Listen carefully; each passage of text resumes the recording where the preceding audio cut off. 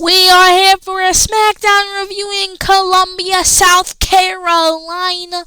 And I'm going to warn you guys right now, my computer was kind of messing up, so I couldn't really watch SmackDown on my computer, so I watched it on TV. So most of these pictures are from WWE's YouTube channel or stuff like that. But obviously, yeah. Hopefully, Monday, it'll be all fixed. But they started off recap showing from last week and the bloodline and what Roman was talking about. And they also showed last Monday on Raw how Jimmy tried to get Jay to rejoin the bloodline. But Solo Sikoa, of course, came out and basically said, this was happening all day. And it was ridiculous. But Solo and the bloodline needed to say something important. Of course, Solo needed to be acknowledged. And really was just talking nonsense, honestly. Said something about the bloodline being more powerful and said Roman Reigns better acknowledge him before the end of the night. And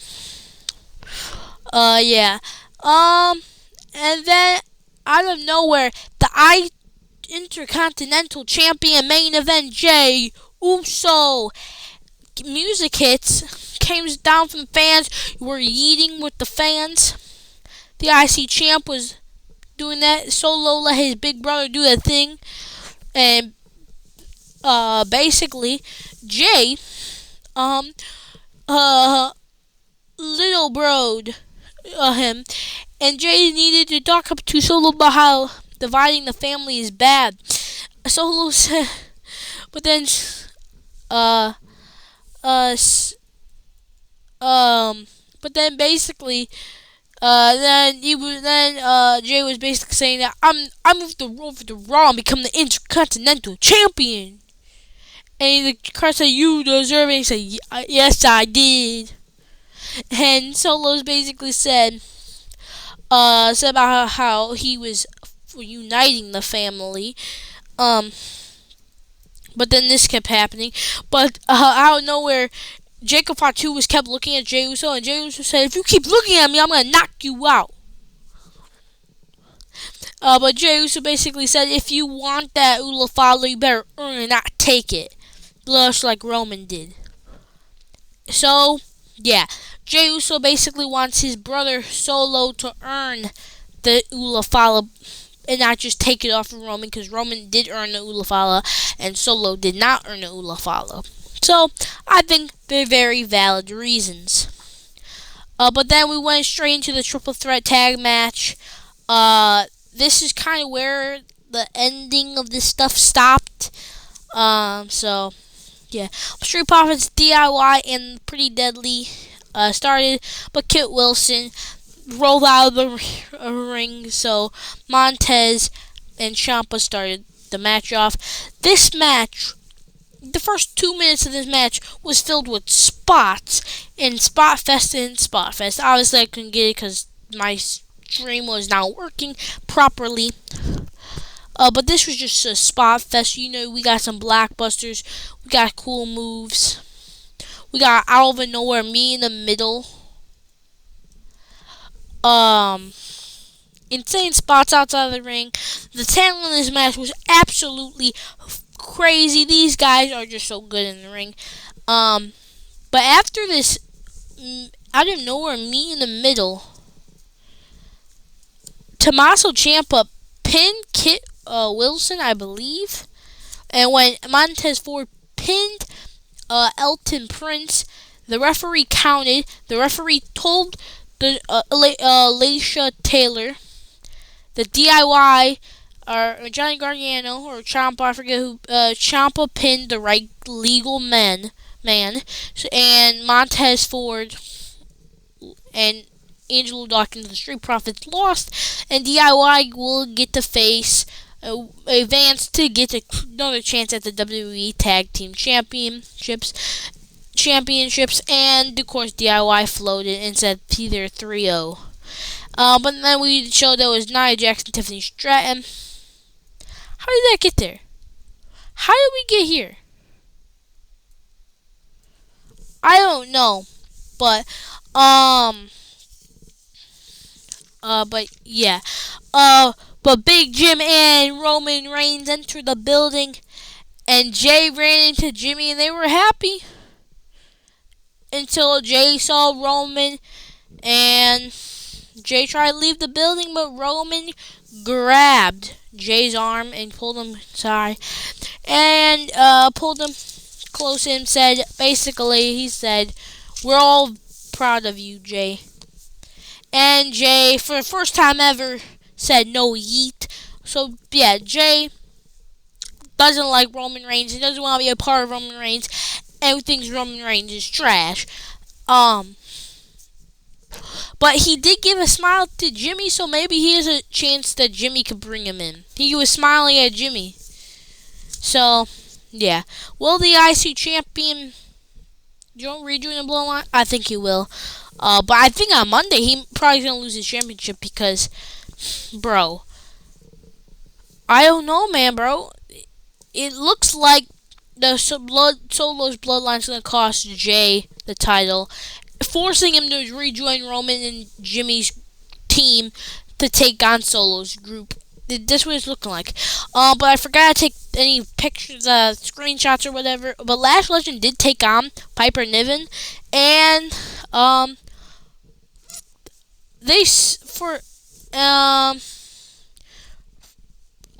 for some reason they just started pushing each other in the ring. So yeah. But this does bring up a question. I don't have pictures again. So this does bring up a question though. Is Lash and Jakara Jackson getting called up to the main roster? Because they have been a lot of matches on the main roster recently, and I'm wondering if they're gonna get called up. Just wondering. What do you guys think in the comments below about that? But surprisingly, Lash picks up the win. And Jakara Jackson and Lash Legend stare down the champions. So yeah, they're getting a kind of a big push on Raw. A little bit. So yeah. But they showed that booty cheek title, the crown jewel title, and Cody, man, bro. Cody, bro. They brought it out to the ring, and Cody, did the same thing he did on Raw about saying, how to the crowd, that's all the way up there, and then basically, bro, acting like he actually cares about that crown jewel title, bro, and then talks about Gunther, and then just starts glazing that championship, bro. He was glazing it like a lube, bro. He was glazing, bro, that championship. Nobody, he was talking about how he wants to win that championship for his daughter, so his daughter knows that Cody Rhodes was the first ever crown jewel champion, bro. Nobody's gonna remember who's the champion, because after whoever wins that crown jewel literally does not hold it after crown jewel, never has anything after crown jewel. Then you guys, we won't even see this title until Crown Jewel 2025. That's the next time we're gonna see this Crown Jewel championship. Crown Jewel 2025 is the next time we're gonna see this thing. That thing we're gonna see in 2025. After Crown Jewel, unless Gunther wins this match, which I would be surprised. I feel like Gunther, if he wins it, he's just gonna be a smug thing. He's gonna be smug and just holding around saying he's a double champion. But yeah, this is just a match that's gonna degrade a champion, because whoever wins, it's just gonna look like the other champion looks stronger than the other champion. So yeah, but I don't get it. But Motor City Machine Guns finally made their debut. Came out, and if you saw my YouTube short, then you would know that I saw them, and finally debut. And this is the first match I've ever seen about them. They're facing the Garzas and Grayson Waller and stuff. I'm gonna just say Grayson Waller and Angel Garza were obviously helping each other. But my first impressions of these dudes, they're incredible, bro. These guys are legitimately the craziest tag team I've seen. I do watch Santi's app when I do watch these shows, and he's gave someone typed in his chat because they have never seen Motor City Machine Guns before either, and they said, can you give me a comparison? And he gave a comparison of Axiom and Nathan Frazier. And if you watch my NXT reviews, you know that Nathan Frazier and Axiom are my favorite tag team in WWE. So if that's what Motor City Machine Guns are, I'm hyped for them. And they're pretty good in the ring too.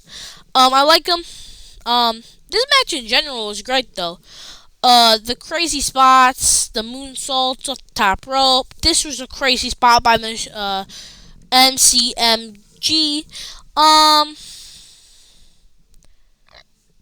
I can't wait to see more tag matches. You got some drop kicks off there. But their finisher, MCMG's finisher, is literally it looked impactful. Like Berto's legs got humbled up and something. But by the way, change Humberto Carrillo's name back to Humberto Carrillo, because nobody's gonna call him Berto, bro. Just call him Humberto. You don't have to call him Berto or Humberto Carrillo. You just call him Humberto, bro. This might even be. I don't think Vince McMahon even got rid of his last name. I swear, bro. They got rid of his first name. They shortened his first name and got rid of his last name and called him Berto, bro. That's ridiculous. Whatever, bro. Whatever. Yeah, but their finisher would look cool and stuff like that. But Andrade and Melo try to talk. I don't know a picture of that either, but Andrade try to talk about their match next week, Game 7. But it ended up in a fight, of course. But this, Jimmy was a little too close to Roman Reigns and scared Roman Reigns a little bit. He scared Roman. And Roman said, your plan sucked, Jimmy. I'm gonna fix this. And Jimmy basically said, how? And he said, I'm gonna acknowledge Solo. That's a terrible plan, Roman. Just a terrible plan. Yo, Jimmy's plan actually could have worked. Your plan is just sucking up and going to what you want to do. It's fine. It's absolutely fine. But KO talked about, they showed this video about KO, and KO basically talked how he couldn't be at SmackDown today, and how it's dumb that he's not allowed to go to the arena because officials told him to stay home. He's also mad at that Randy broke his trust, and yeah, basically KO is bitter and mad that he got betrayed his trust by Cody Rhodes. But Cody Rhodes didn't do nothing wrong.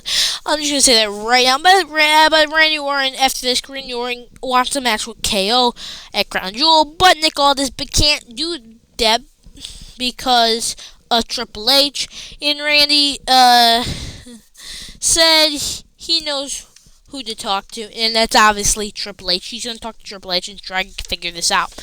Try to get a match with Kevin Owens. But then the tag match happened.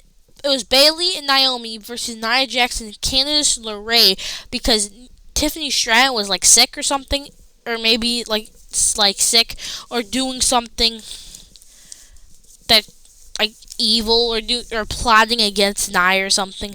But Nia just destroyed Bayley and Naomi in the first couple of seconds.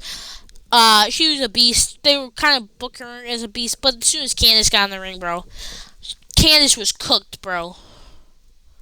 Candice couldn't get no offense in, bro. She could not get no offense in. Naomi took out Nia Jax, the WWE Women's Champion, who we're supposed to take seriously. Triple H is making Nia Jax, who's supposed to be a credible monster heel champion, look weak. She got pinned literally last week on SmackDown, and now she's being taken out by Naomi by one dive to the outside, and now for the whole match. Like, that's weak. That making your champion looks weak. I don't like how Nia Jax has been looking weak lately, and that needs to stop, Triple H, bro. I'm being dead serious. Why is Nia Jax looking weak? You literally made her the Queen of the Ring, my bad. Queen of the Ring. Bro, you making her look weak, bro. I'm not even joking, bro. Stop making Nia Jax look weak, bro. If you want her to be a dominant monster of a heel champion, make her that. Don't have her keep losing or taking out one dive every single week on SmackDown. It's ridiculous. But the only reason why this team won is because Indy Hartwell took out Bayley, threw her in the ring, and Candice hit her finisher and pinned Bayley. I was shocked, but Nia Jax and Candice LeRae somehow won because of Indy Hartwell, mostly. And you also know Candice LeRae is the WWE Women's Speed Champion. Bet you didn't know that. You know how I knew that? I was on WWE.com and found that there was a new champion added, and it was Candice LeRae. So, congratulations for her. I guess Roman was ready and finally said, maybe for the last time, acknowledge me. And Solo came out and basically Roman recapped earlier in the night when Jay said this family was united, blah, blah, blah, when Solo saying this family is united, blah, blah, blah, more powerful bloodline. And Roman basically said he told his father that he can fix this. He asked Solo how he could fix this, and Solo started laughing. He said, "How can you fix this, Roman? Acknowledge me." And Roman sadly acknowledged Solo, and Solo said, "No.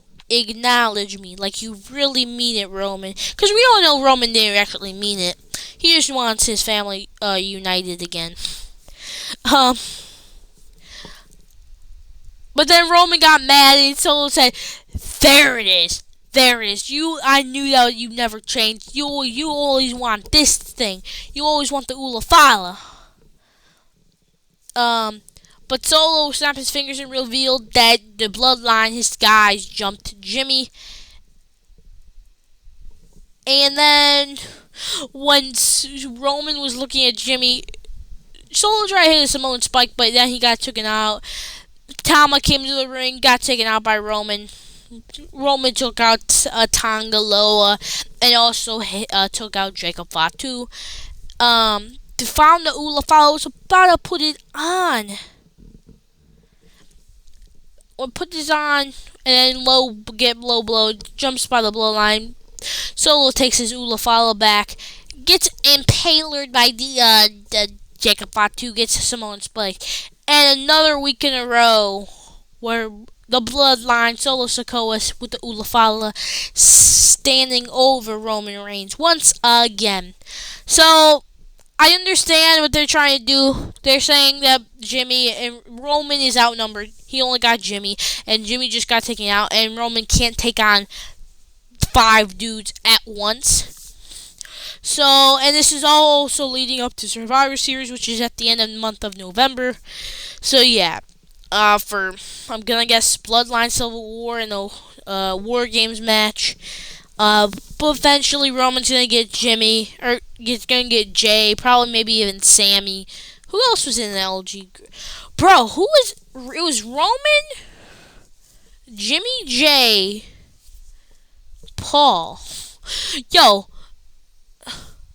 well, hold on. Roman, Jimmy, Jay, Sammy, Solo, Tama, Jacob, Tongaloa.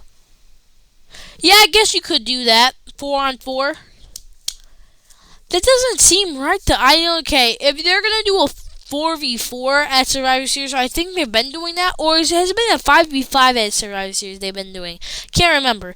But if it's been a 4v4 at Survivor Series, then yeah, it makes sense. Be them in Survivor Series. But yeah. Are you guys hyped for Crown Jewel?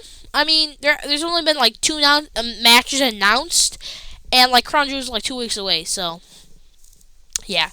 I'm more excited for Survivor Series, if anything, because Survivor Series has war games, and that's a whole thing, and everybody and Survivor War Games has been great for the last 2 years straight. So I'm ready for more war games.